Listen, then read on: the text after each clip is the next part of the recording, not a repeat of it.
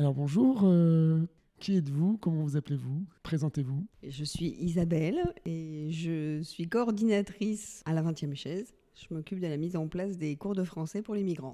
D'accord. Et vous êtes à ce poste depuis combien de temps? Je travaille ici depuis 6 ans et j'habite aussi le quartier. Ah, vous habitez où dans le quartier? J'habite tout près du parc du Ris.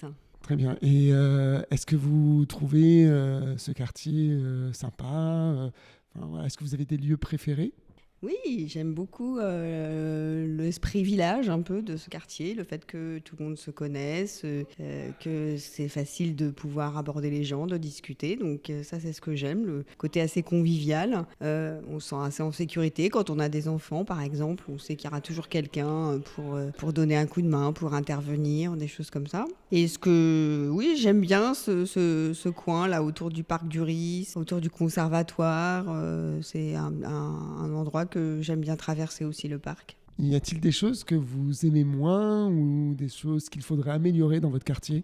Oui, alors s'il y a quelque chose que j'aime pas, c'est les ordures sur le trottoir. Je trouve que les gens du quartier sont pas très bien éduqués de ce point de vue-là et qu'il faudrait vraiment faire un effort de communication de la part peut-être des autorités locales, de façon à vraiment pousser les gens à utiliser les containers et à pas mettre leurs ordures par terre et à pas vider les contenus des assiettes ou des marmites. Parfois, je vois plein de nourriture pour les pigeons, des choses comme ça. Voilà, ça c'est vraiment quelque chose que j'aime pas, que je trouve vraiment désagréable quand on se promène.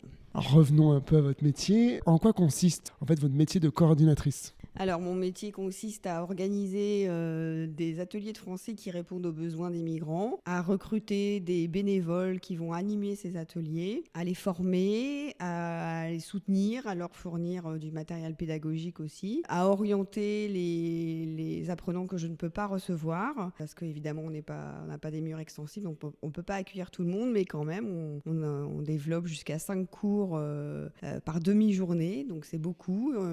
J'ai plus de 18 bénévoles et voilà, donc les faire grandir aussi dans le sens où quand ils arrivent, ils ont des tout petits niveaux et ce qui est bien, c'est qu'après, ils peuvent aller ailleurs et continuer leur formation en dehors de chez nous. Vous faites ça dans quelle structure?